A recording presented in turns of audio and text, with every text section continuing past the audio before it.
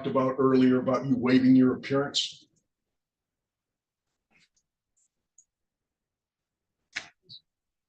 And you agreed to do as such. So we're going to continue the exam. You can log off if it's permissible with the judge. Yeah, he's free to go. I don't know if you can. He can hear us. I think he's muted, so we can't hear him. Oh, okay.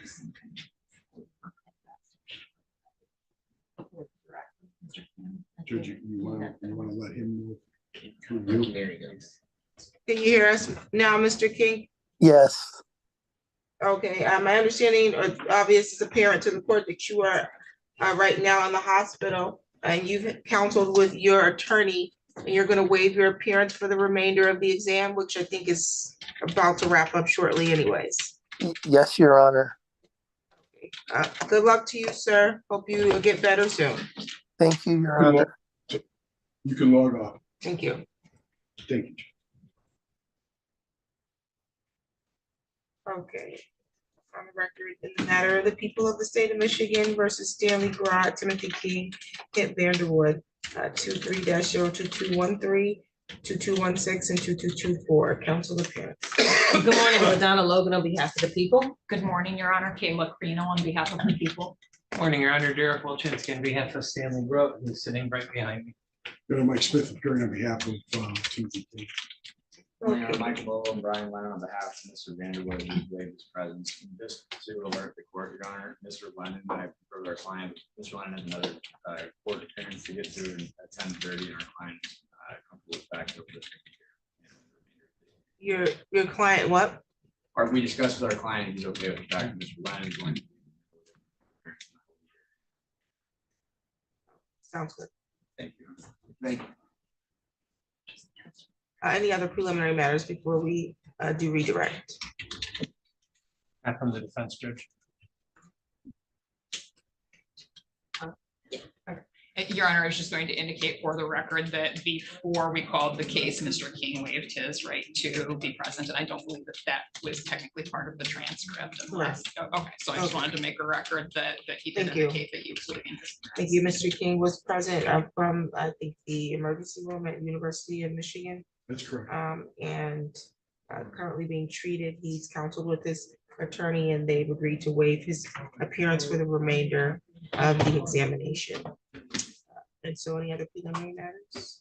No, Your Honor. We call Mr. Sharp or Agent Sharp. You solemnly swear or affirm the testimony you're going to give us the truth and the whole truth under penalty of perjury. I do, Your Honor. Thank you. So you can redirect. Thank you. Agent Shock, I want to start this redirect by talking about questions that you were asked about intent and knowledge of these specific defendants, Mr. King, Grote, and Vanderwood. Do you remember that line of cross-examination? Yes. And specifically, I want to ask you, in your review of the social media returns, did you find any evidence that any of the three defendants in this exam had knowledge either that the results were final, that the results would be final prior to December 14, 2020? Yes. Which returns? Mr. King's and Mr. Grote's. And what was that evidence, sir? It was, again, it was a message that was sent and received indicating that the results of the election were going to be final. November 14th, November 15th, those messages were sent and received, and also a message about the media release of Mr. Go ahead. Okay, Mr. Speaker of the House, Lee Chatfield, and Senate Majority Leader Mike Shirkey indicating that they weren't going to intervene. Okay, and it, Judge, I'm just going to object on the part of the defense. When he's talking about this hearsay, he's referencing documents that could be introduced in evidence. We would have an opportunity to look at those documents and review them. He hasn't done that. Prosecution. well, this is effect on the listener because we're talking about in knowledge that they would have, not that what they the information they received was true. Well, regardless, Judge, Mr. Schock is testifying to something that we can't cross-examine him on, saying he looked at social media returns, and these social media returns indicate something. We can't look at them. There's no foundation, first off, and what he's referring to are hearsay documents. So for the truth of the matter asserted, clearly. So it's not enough for the truth of the matter, sir. And these documents were provided and discovered. I understand, well, Judge, we received over 10,000 pages of documents. With all due respect to Ms. Logan, clearly it is for the truth of the matter asserted, because she's asking Mr. Schock, and he's testifying as to affirmative information that our client supposedly received.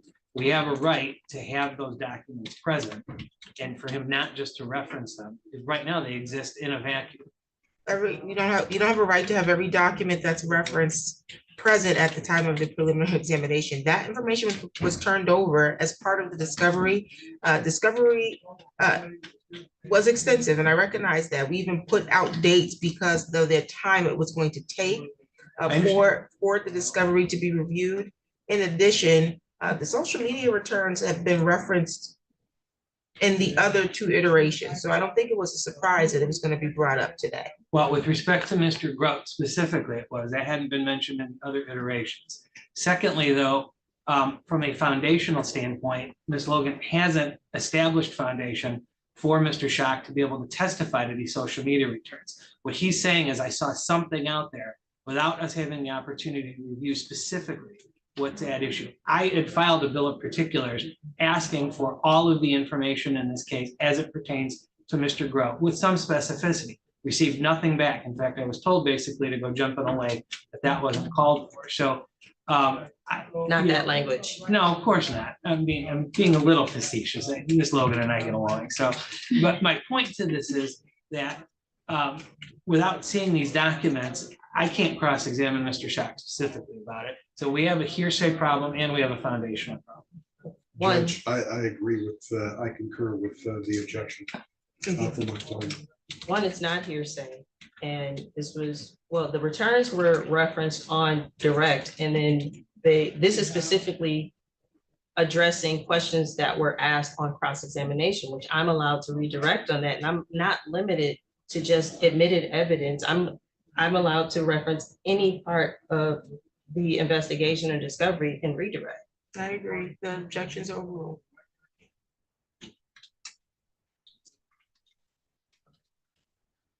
My next question was with regards to, I don't know if I heard his answer. Oh, I did. It was about the returns. Okay, continue. you said that you saw a post sharing the Shirky Chatfield statement. In whose return was that post observed? I mean, that was Mr. King. Thank you. Do you recall the date of that post? It's November 23rd, 2020. Thank you. Now I want to draw your attention back to a line of questioning asking about People's Exhibit 28.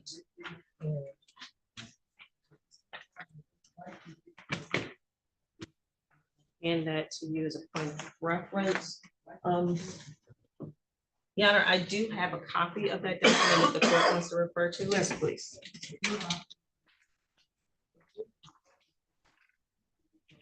Now, during cross-examination, you were asked a series of questions about how that document came to be presented at the December 14th, 2020 meeting. And a lot of that centered around Mr. Troy Hudson. Do you recall interviewing Troy Hudson in March of 2023? Yes, And during that interview, was there discussion about this document and how it came to be produced at the December 14th, 2020 meeting? yes. And what was that information? He received it, I think from Stu Sandler. He wasn't sure if Stu Sandler or Laura Cox who created it, and then he presented it to or handed it to Kathy Burton. And specifically looking at Exhibit 28. Would you consider that language contingent? I'm sorry, what was the question? Would you consider that language contingent? And I'll follow up with Would another you consider that language contention? contingent. Contingent language. Contingent. Yes. And could you explain for the record why? It says here that they're available to meet and perform their duties as presidential electors. And they would cast their votes for Donald Trump as president of the United States and Michael Pence as vice president. So So they would, that being contingent, contingent language. So, and how many signature lines are on exhibit 28? there's one. And looking at, I think, defense exhibit A, during your investigation, did you learn that that document actually was signed on December 14, 2020? Yes. And it was signed by whom? Kathy Burden and then notarized by Henrietta Toe. During the course of your investigation, did you learn whether or not exhibit 28, well, defense exhibit A, was there ever an attempt to deliver that document to the state capitol? I found no evidence of that. Was that document sent to the National Archives of the US Senate? I, again, didn't find any evidence of that.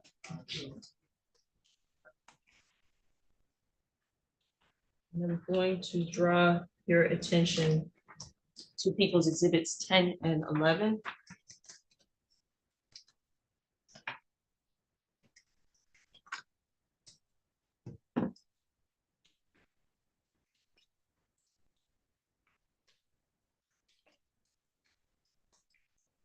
And looking at Exhibit 10, what is that, sir? Exhibit 10 is the records from the National Archives, and it includes a certification of the records. So when I say the records from there, it's a photocopy of a label and then the memorandum and certificate of votes for the 2020 electors from Michigan for the Republican Party.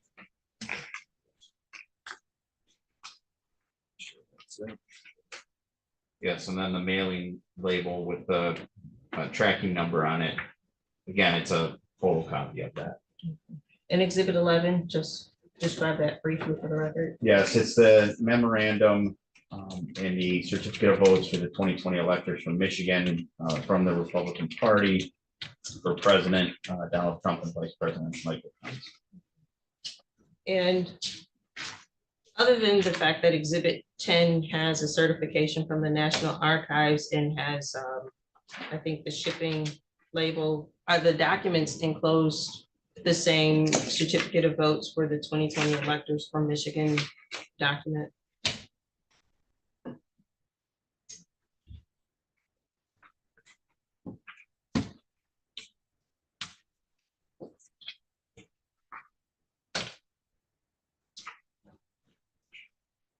Yes.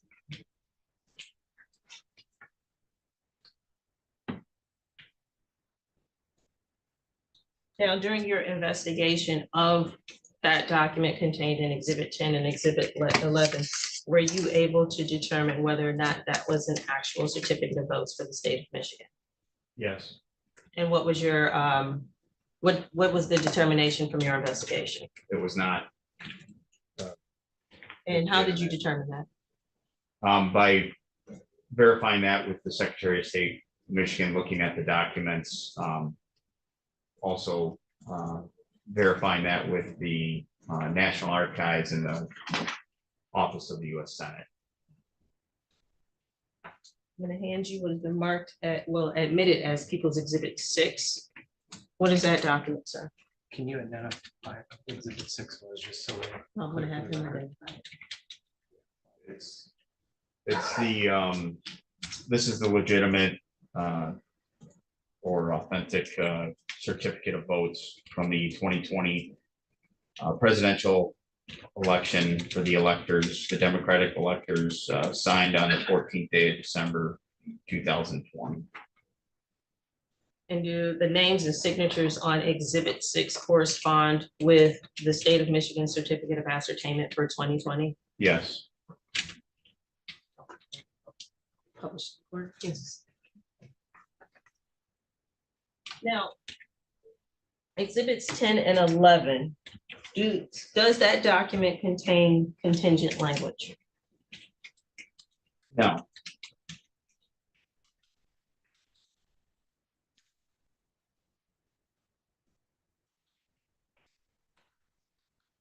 And how many signatures does the document contained in exhibit 10 and 11 require?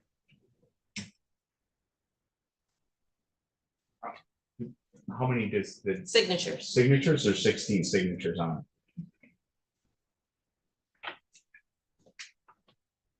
That's not including the vacancy signatures. There's 2 pages that have 2 signatures on that as well. Now, looking at exhibit 11, the second page, I believe the title is Certificate of Votes Yes, of 2020 electors from Michigan. yes, Is there language on that page that is not true? yes, Can you identify what that language is for the record? yes. It's the language that says being duly elected and qualified electors for president and vice president of the United States. And then we convened and organized in the state capitol at 2 p.m. on the 14th day of December.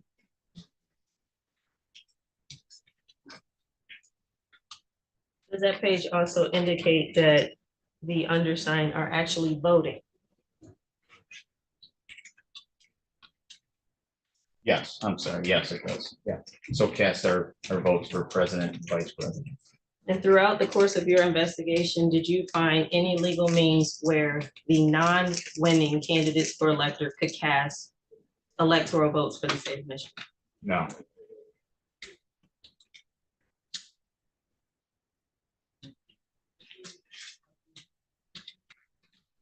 Now, referring to exhibit 24, which was an email sent from Kenneth Chesborough to Marion Sheridan containing a template for the certificate of votes, was there language changed from that document to the final document? yes, And was that change in language significant? yes. How was that significant to your investigation, sir? Because it demonstrated that somebody had altered the language from the document, People's Exhibit number 11. And it's the language in Mr. Chesborough's document said that they met in the Senate chamber and also had, and it had Marion Sheridan listed as the secretary. And that was changed in People's Exhibit 11 to reflect that Maya Rodriguez was the secretary. What's the significance of the Senate chamber as it comes to electors voting? Well, that's where they vote at. That's what the law says. And for purposes of the record, that is Michigan Compiled Law 168.47. Thank you.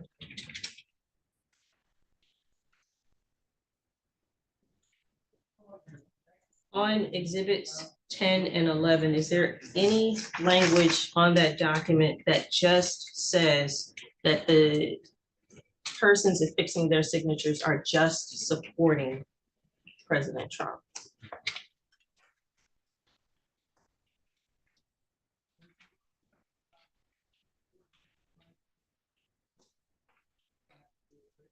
No.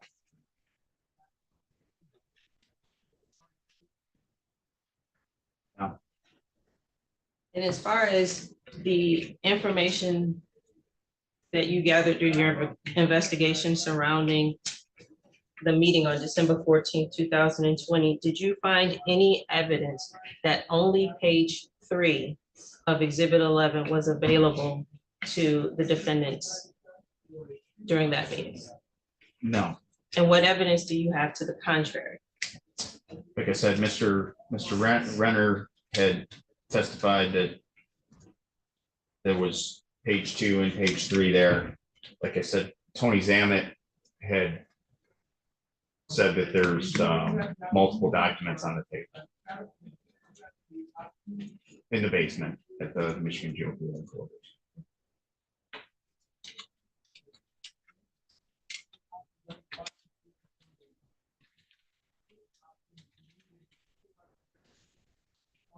I'm gonna jump over to the cross-examination of Mr. Chesbro's legal theories. Do you remember that line of questioning?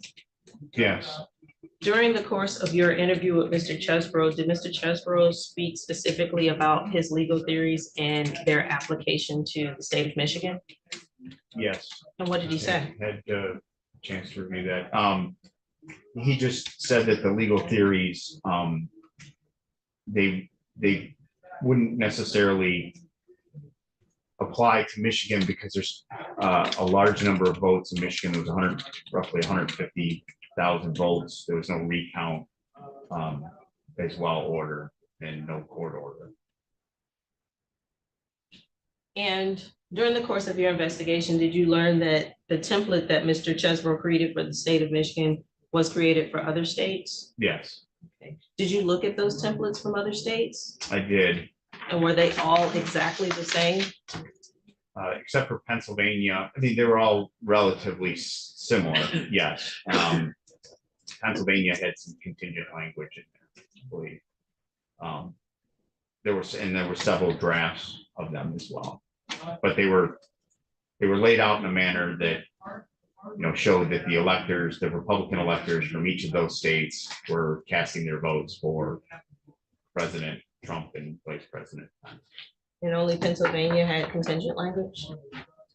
I believe so.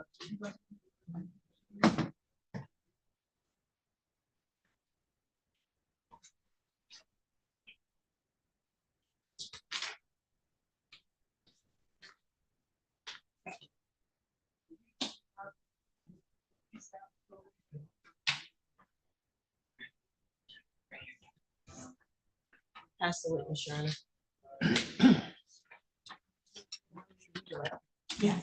That was your redirect. Anything relative to your redirect? Sorry, I just realized I said pass the witness. My apologies. Lots of coffee.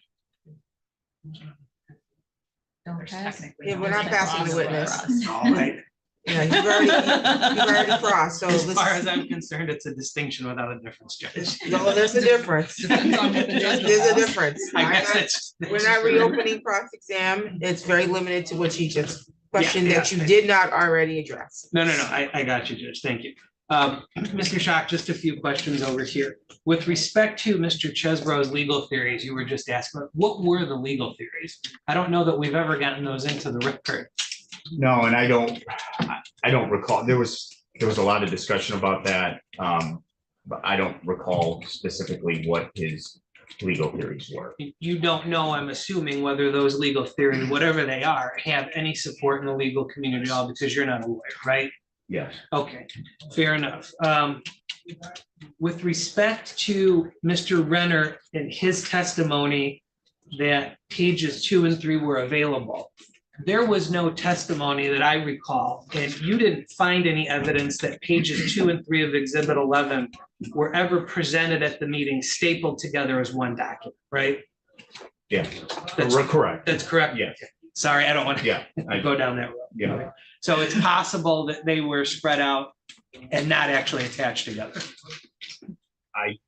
I don't have any evidence to show that they were stapled together or paper clipped. You don't know one way or another how they were presented.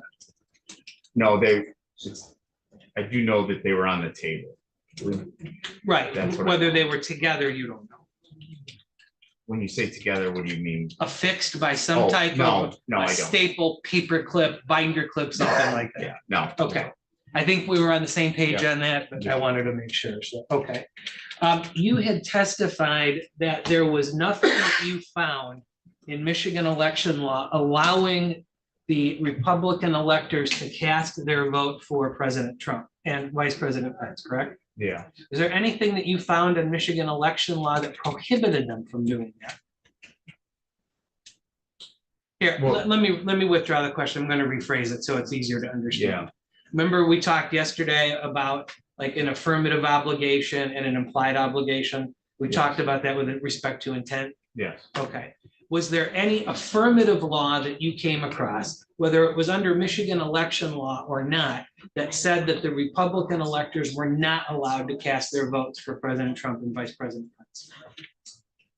So what I found was there was election law that lays out how the party that receives the popular vote casts their votes, but there's nothing in the law that I found that says the Republican Party can't cast their votes. If does that Well, answer sort your of. question? Here. I don't.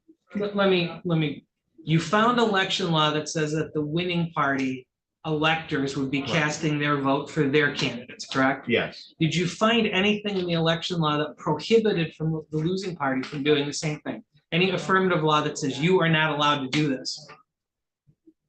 No. Okay. With respect to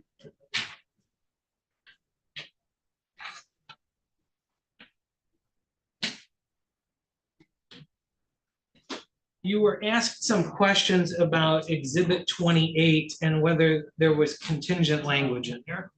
Recall that? Yes. Contingent on what? I don't think we ever got that into the record. So let me look at the document up here. Yeah.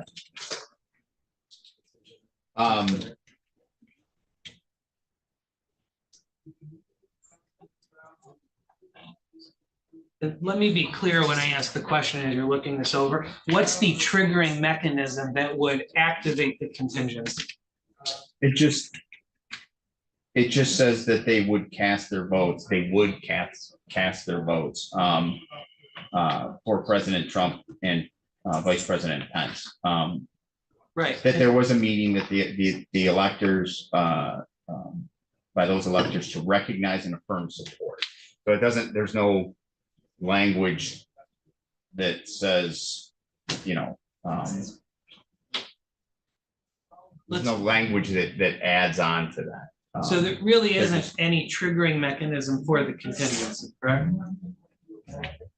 No, not that no. All right. You understand what I'm asking when I say triggering the contingency? No, I don't. So Let me walk you through. okay. Okay.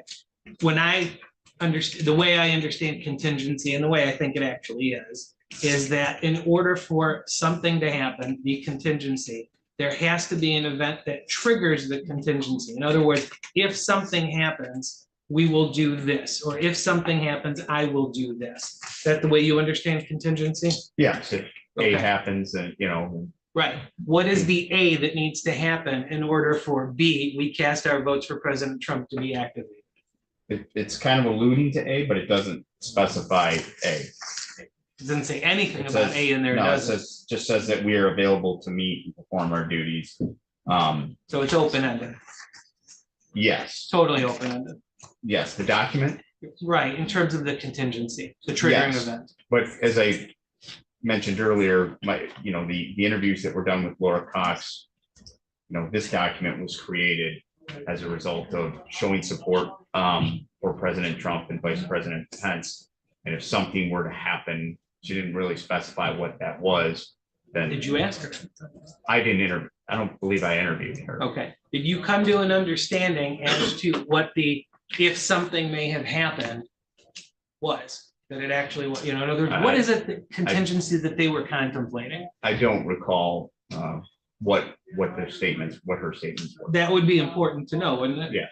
Because you'd want to know what the triggering event was for any contingency.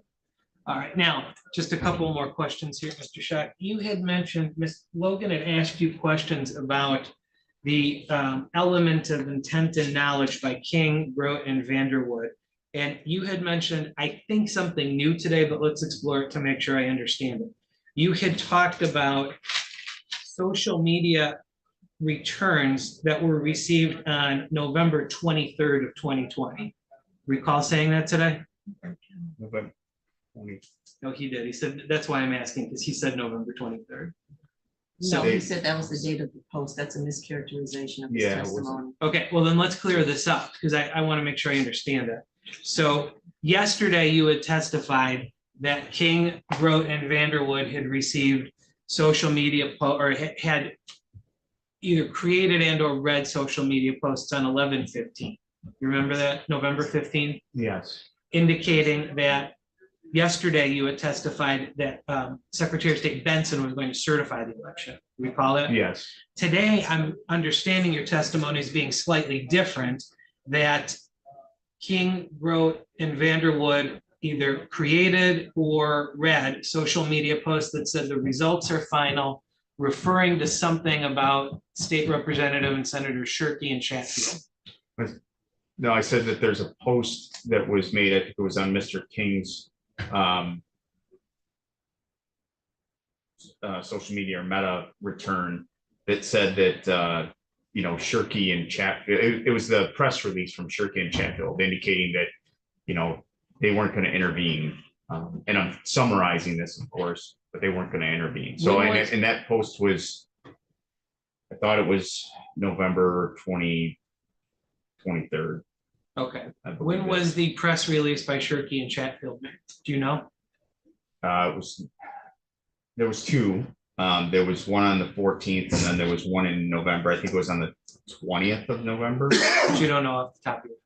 I can't recall. It was around the mid-November, November 20th. I know that it was shortly after their visit to see President Trump at the time. How do either of those social media posts, the one on the 15th you described yesterday or the 23rd today, how do those show an intent to defraud?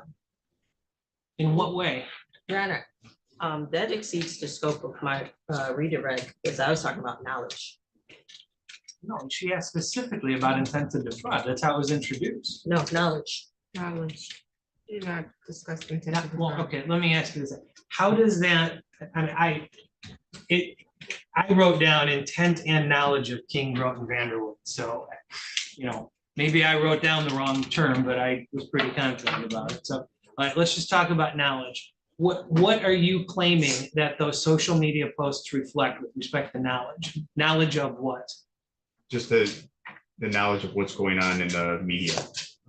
And how does that have any impact on the election whatsoever? Well, it shows that the election is, the election is being finalized and that there's not going to be an intervention from the state legislature. That's it. So it's just information that was on their social media posts, whether Okay. received or posted themselves or passed along, shared.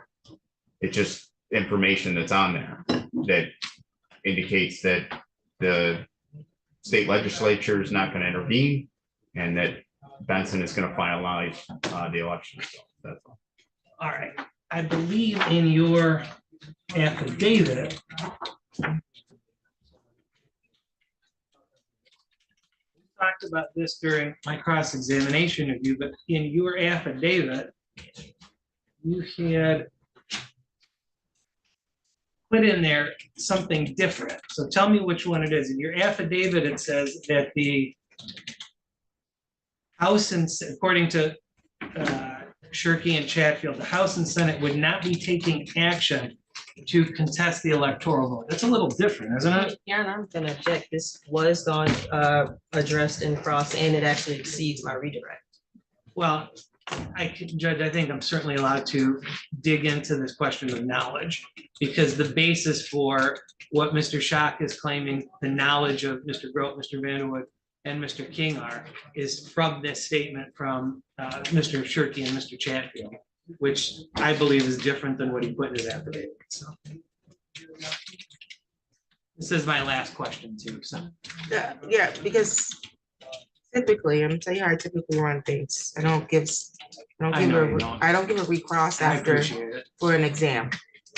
I appreciate it. So I'm gonna allow this last question and then we gotta move on. So as I'm recalling this social media stuff, I'm recalling it from memory. I'm summarizing what I understand. I put in the affidavit. So that's what I mean is what's in the affidavit. Maybe my choice of words isn't exactly the same, but I mean the same thing. It's the Shirkey and Chatfield announced that there wasn't gonna, they weren't gonna intervene, or now I'm trying to remember Let me help my you out. memory, but you can read it It says that would not be taking action to contest the electoral vote. Yeah. That's obviously different than saying this is final, we're not going to do anything in the future, right? That could change over time. Yes, And I but believe that mischaracterizes the testimony, and correct me if I'm wrong as to what the court heard. There are two different posts. There's the post about the Shirky Chatfield statement that says they're not going to do anything. And then there's a separate post that says Benson is going to finalize the results. And I'm talking about the Shirky Chatfield post that Ms. Logan referenced in her direct.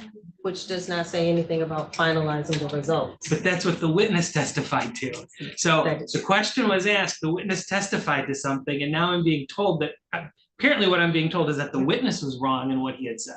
That's not what the witness testified to. I think she's saying that mischaracterizes what he said. But he did testify that the results were final based on a statement made by Shirky, and I don't mean to sound rude by not using senator and representative, but I just don't remember which was which. So I don't mean to do that. So that's what the witness testified to. And all I'm asking is if the statements by Mr. Shirky and Mr. Chatfield were consistent with what was in the affidavit. The witness has already testified and said, I may have had my language wrong. And I'm just trying to, my last question is to put a finality on this question regarding the language. That's all. That's all. It's just different language. Okay. And it was introduced by the witness himself, not by me, not by even by Ms. Logan.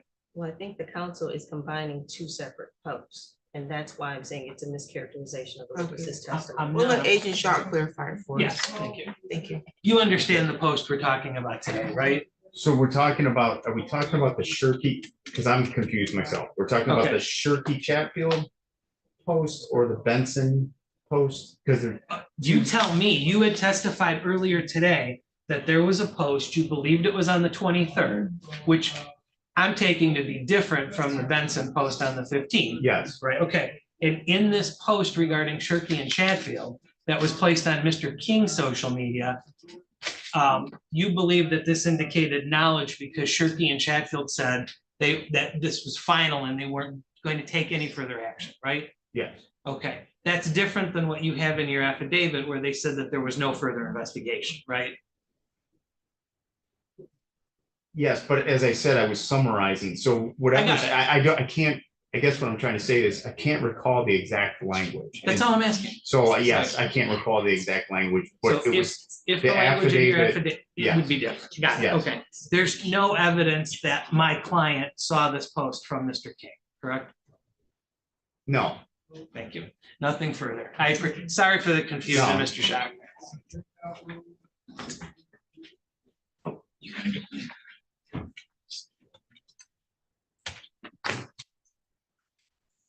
Good morning, Mr. Schock. Good morning, Mike Mr. Smith, on behalf of Mr. King. You made a comment that Mr. Zamet told you in an investigation interview that he saw multiple documents in the basement. Is that a correct statement? I think it was multiple pages, Multiple pages. yes. Do you know if Mr. Zamet was present in the basement on December 14th, 2020? Yes. And how do you know that? Oh, God. Okay. And did he describe the multiple pages of those documents, or did he describe the documents, what they were? No, I don't believe so. You never asked him? No, I believe I asked him. I don't believe that he was able to describe it. Okay, so you didn't recall? Would that be a fair statement? Yes, Okay. And you don't have any evidence that Mr. King reviewed or read any documents there in that basement on that day. Is that a correct statement? no, I mean. That's he- not a correct statement? No, it's not.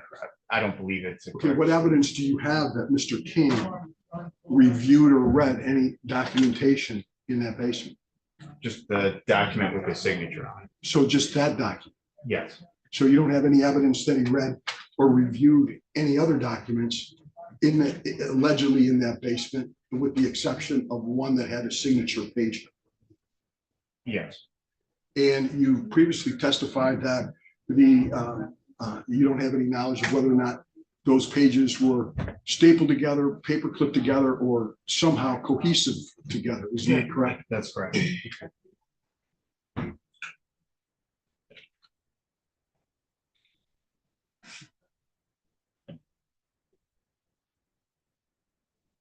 No further questions, Your Honor. Morning, Mr. Shock. Morning, Mr. Vogel. I'm redirecting the emanation. You were just asked about the Pennsylvania alternate slave election. Do you recall that? Yes, And in your investigation, speaking to Mr. Chesbrough about his legal theories, which you were also just asked about, right? yes, You reviewed a number of communications and other documents about all the different slates from Michigan, Pennsylvania, New Mexico, to Arizona, Nevada, to Georgia, right? yes, All led by the Donald Trump campaign. yes, Donald Trump himself. yes, And you recall communications specifically about what they wanted to do in Pennsylvania, didn't you? yes, And the concern there was that the electors in Pennsylvania had more knowledge about what was going on about this plan to submit the document elsewhere, correct? yes, And so they reached out and they asked questions. The questions Mr. Renner testified yesterday, he didn't have the opportunity to ask. Remember that? yes, Because in Michigan, like Mr. Renner, they were not made aware of that plan. Your testimony yesterday was that you had no link between Kenneth Chesbrough and my client, this legal plan, correct? Your Honor, I'm going to object. This is going to cause for speculation. Want to respond? I believe I just asked him to confirm his testimony from yesterday, Your Honor, which like there was no link between Kenneth Chesbrough and my client. No, the question was that the electors, the Republican electors were not made aware of the Chesbrough Republican Party plan. That caused for speculation. I can ask it in several other questions, Your Honor, just as I did yesterday. He has no evidence or witness going to come and testify that my client reviewed the document. That's different. Those things. I can do it that The way. way formulated matters. I have no problem doing it. Your Honor. I'm just trying to move us along. That's all it is. Okay, so again, with regards to Kenneth Chesbrough, my client, and Kenneth Chesbrough's legal theory and plan, you do not have a witness who will come in and testify to say that my client was ever made aware of that plan, correct? correct, There is not a witness or a document that will confirm that my client ever reviewed any documents, altered or not, by Kenneth Chesbrough or anyone else from the Donald Trump campaign. just the one with his signature on it. I don't know. I'm asking you, is there someone who's going to say they saw him sign that document? No. I thought you were asking me something different if he reviewed it. No, if I have a witness that saw it, no. No, these other folks, these other witnesses, like Mr. Renner, they don't know if they saw him sign it, review it, read it, or that he was ever presented with it. That's correct. Now, you recall conversations between Mike Roman and Kenneth Chesbrough specifically about Pennsylvania electors and what the changes they wanted to the document. Yeah, this exceeds the scope of redirect. The Pennsylvania electors did not come up at all, Your Honor. It's still a correct examination. I did not ask those questions. I I didn't, didn't talk about the electors. We talked about where there was contingency language in Pennsylvania electors document. Your Honor. That was the first right, time that came up agreed. was on And your redirect. question is I just wanted to about the get into that. contingency language in the Pennsylvania? Yeah, how that change was made, because it's different than what occurred in Michigan, Your Honor. How- There's direct evidence that explains that, I think, in the best light. Well, your question was about the electors wanting to make changes. I didn't talk about the Pennsylvania electors, just the Pennsylvania document. I think we Well, want that's- to know that's- why the document had the language it had in it, Your Honor, because it's different from Michigan. Mr. Renner testified that he didn't get to ask the same questions that the electors in Pennsylvania were able to ask, and they were able to get contingency language in their final version of the document, which didn't happen here in Michigan, because they were not made aware of that plan, given that opportunity to do so, according to Mr. Renner, according to Mr. Shaw. That assumes facts, not evidence. That assumes that they were not made aware of the plan and they just, or that they were not given an opportunity. For all we know, they could have been made aware of the plan and chose not to have contingent language. We don't know. That's just Well, it, that's Your Honor. We important. don't know, and I think we need to explain why we don't know that. But what the Pennsylvania electors chose to do, other than what I asked about, which was just the document, is not relevant here. And it's definitely not a subject that was brought up on redirect. Okay. It was though, Judge, and if I may, just, Well, sorry, Judge. Standing to No. object. that she asked specifically about whether or not there was contingency language in any other of the documents he said he believed in Pennsylvania. That was very limited. we're not going to delve into what happened in Pennsylvania. Thank you. You had the opportunity to do that when you did your cross, you did not.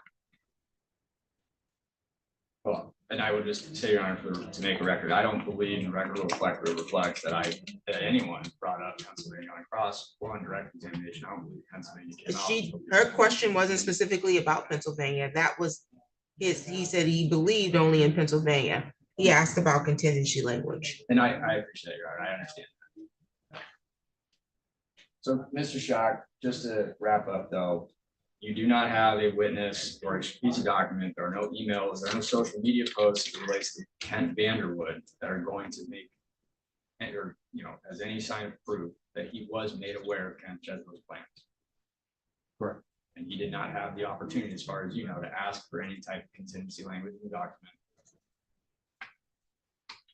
I don't know that. Because we don't know that he was ever aware of that plan in the first place. What Kenneth Chesbro's plan? Your Honor, this exceeds the scope of I redirect. have just another question to Your Honor. I'm just trying to finish here. How long to answer this? Yeah, So I don't know. the question was, you do not have any direct evidence or anything to show whether or not he even knew of Kenneth Chesbro's plan. Correct. And Mr. Renner, the state's cooperating witness, testified there were two purposes of that meeting as far as he understood it. And it was to go to the Capitol, or the state legislature, my client did not do. And the other was to memorialize the votes in case something changed the election. Your Honor, this definitely exceeds the scope of redirect. Thank you. Do you have any other questions I have one more question. within the scope of her redirect? I had one moment here, I'm trying to formulate what this final question is going to be. I'm getting thrown out here.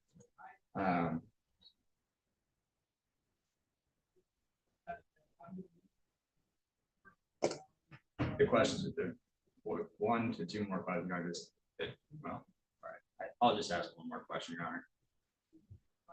That is the key, right? My client knew of Kenneth Chesbro's plan, and that's why he signed this document. You don't have proof to demonstrate that he had any knowledge of Kenneth Chesbro's plan.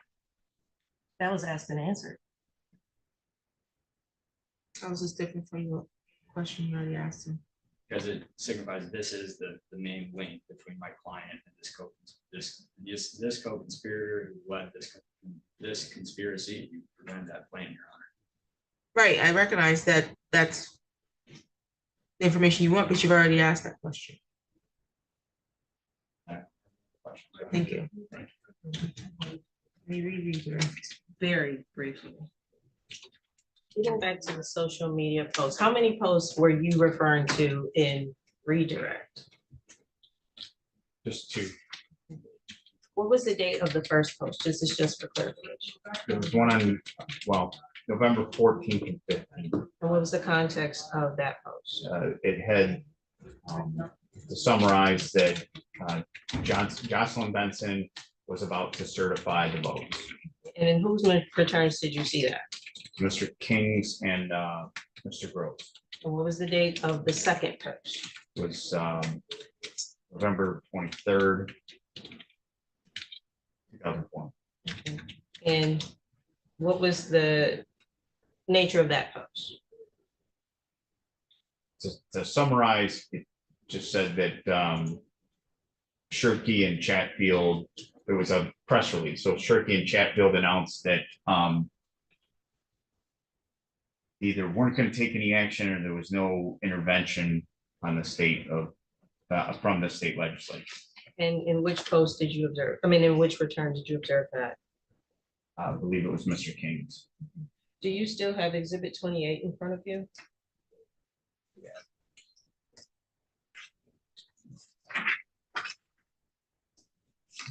Yes. Do you see the second paragraph of that document? Yes. Could you read that, please? All have affirmed that they are available to meet and perform their duties as presidential elector required by the United States Constitution, Michigan State Constitution, and Michigan's Election Code 16847. Okay, and could you read the third paragraph as well? All have affirmed that as required by Michigan's faithful electors provision in MCL 168.47, they would cast their votes for Donald J. Trump as president of the United States and Michael R. Pence as vice president of the United States. And in both of those paragraphs, Michigan compiled law 168.47 is cited, correct? Yeah, Object, I asked the answer before, and this is beyond the scope of recross. Well, recross talked about whether there was contingent language in Exhibit 28. It's been covered. Ken Vanderwood wants the objection, Your Honor. That you were responding to the objection. This is directly within the scope of recross. They asked if there was contingent language in Exhibit 28, and I'm having it read into the record.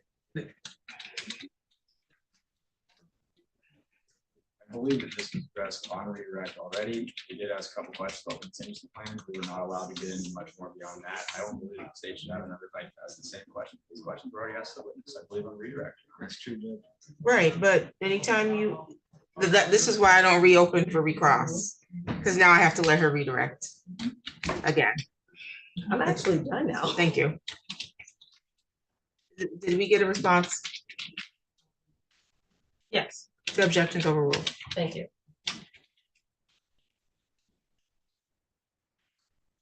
No further questions of this witness. Thank you. Agent Shock, you can be excused from the stand. And that was the last witness. That was, Your Honor, and the people have one final exhibit that we're moving for its admission pursuant to Michigan Rule of Evidence 202 for judicial notice. It is Timothy King v. Gretchen Whitmer, located at 505 Federal Supplement 3rd, 720. The 2020, actually December 7th, 2020 opinion authored by Federal District Court Judge Linda Parker. That will be admitted. Thank you. Okay. I was told there were no defense witnesses. That has not changed, It correct? has not changed. Judge. Okay. So this concludes this iteration of proofs as decided in the previous matters. There will be bind over arguments in writing. Brief those. I think I gave a 50-page limit. Not encouraging 50 pages, but some people requested that. Some people requested that. You'll get the scheduling of that by way of mail, but my expectation is that there will be a bind over argument within the next 30 days in writing. Judge, if I may, just a couple of issues. First off, I think we're going to have difficulty doing the argument without the transcripts. I'm waiting for transcripts to get bind over argument. Get bind over argument at exams all the time, and you don't have a transcript to do it. Yeah, I think this is a different case, Judge. I'll just make a record of it, then I request that we get a briefing schedule after the transcripts are produced. I recognize that you've made the request the same way the other parties made requests to get the transcripts from the first iteration. Before I started the second iteration, it was denied because you don't have a right to that. You also don't have a right to get a copy of the transcript before you make your bind over argument. You can request the transcript, obviously, if the matter is going to get bound over, if you're going to appeal or whatever, but you don't have the benefit of that. And this one being shorter than any of the others, I'm not inclined to carry this matter over any further because this matter should have been wrapped up a while ago. And these three were, remember, I separated this into two factions, not three. And so this was because three of you all failed to comply with the other court dates. And so I'm not going to set this out any additional time. The second request is Ms. Logan has a copy of all exhibits. I would just request that she distribute them amongst the parties. Email's fine. I'll put them in a OneDrive, Yeah, that's fine. including defense exhibit. And then my final request is that there were a number of documents referenced over the course of this exam that weren't produced. Obviously, at the end, social media springs to mind. The discovery that was produced in this case, Judge, is almost impossible to go through with any degree of certainty. Folders are named one thing in one request and then a different thing in a different request. There's folders that are called evidence in one production and general in another production. So to find a lot of these, all I'm asking to find these documents is sometimes almost impossible. My request to Ms. Logan would be if, and I'll copy everybody on our group into this, we would make a request if she could forward, for example, I'd like to get a copy of the social media that was referenced. I don't know even where to begin to look. I've looked through every folder. I didn't see it. Most of the time, the social media production is a series of characters that are so long and there's no indication as to what it's actually referring to. So all I'm asking is that upon request, if Ms. Logan could forward those over to us, I would appreciate it. The social media returns were sent separate from the initial discovery, and they actually identify which defendant's social media return it is. So you have Facebook, Instagram, and Twitter, and they're all identified by. Are we only defendant's discussing names. social media returns or some other? No, any I mean, I have to go through my notes, obviously, but what I'm looking for are the documents, and I think we're almost universally referenced by Special Agent Shock. And I'm not blaming him for it. Obviously, these things just happen. But just for example, to take what Ms. Logan had just said, I agree that some of these social media returns are indicated by the witness, but even within that folder, there may be 30 documents with no indication as to what they're referring to. They are literally like characters that stretch out 30 in length, and it's impossible to find where we're looking. She knows where they're at. She's referred to them here. I'm just asking as a courtesy that we could have those sent over to us upon request. I may not make that request, but I think it's, I think it's fair. I would imagine that if you know what documents you're talking to, you could reach out to her and she can direct you. I don't see why that needs to be a formal issue before the court. I just want to make a record of it because I know all defense counsel have had a difficult time determining where these documents are. I would There's- imagine if there's 10,000 documents. There's folders, Judge, for example, in social media, there'll be 30, and I'm guessing it's the number, say some anywhere between 15 and 30 files within there. One of the files will actually be a piece of social media, and the other 14 to 29 are returns from the social media company that are somehow duplicated. I'm just Sounds good. If referencing. it's noted, your request is noted. I don't, Thank you. if it becomes an issue further along the line, meaning Understood. you can't find it, then the court will address it. Understood. Counsel? I just had a sort of logistic question for the briefing schedule, Your Honor. I wish to clarify, I believe Your Honor indicated that the bind over briefs would be made within 30 days, or would it? Bind over, and to be clear, I expect the prosecution to file this first. And that was my next question for you to do. That's- prosecution that's- response and a reply. Agreed. So I'm not saying that you can't request your transcript. I'm not waiting for the transcript to get here. I expect her to file her bind over, at least the first set of them. I know she's got to file one for each within 30 days. Right. And then once I receive them, 30 days from those receipts, I'll expect responses. Correct. Okay. Obviously, she's not gonna file 15 at the same time. So, No, I understand. Judge. Sure. right, so that's why I said you'll get the order in the mail, because I gotta Yeah. lay out how I expect her to have them filed. And then you may, if you make the request today, have your transcript by then. I don't know. But I'm not gonna hold this out until then. We Sounds could be here until March if I do that. Understood. Any other matters? No, thank you, Your Honor. I don't believe so, Judge. Thanks. Thank you. I'm sorry, Your Honor, just a point of clarification Yes. so that I can plan out my schedule for the upcoming Absolutely. meetings regarding the briefing motions, briefs, response briefs, whatever. You've indicated 30 days. That will be the beginning of the filing. I don't expect you to file all 15 in 30 days. Okay, and that's fair enough. I appreciate and accept that. But when 30 days are referenced, are you envisioning 30 days from today or 30 days from the date of the order? 30 days from the date of the order. Okay, very good. And then, obviously, there'll be an opportunity, if necessary, for you to respond to any of their filings. Outstanding. Thank you, Your Honor. Oh, thank you. Judge, thank you. It's been a Thank pleasure. you. And then, the prosecution will provide the court with the exhibits. Yeah, of Okay, course. thank you.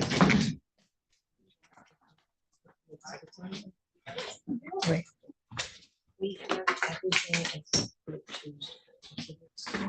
Some of them.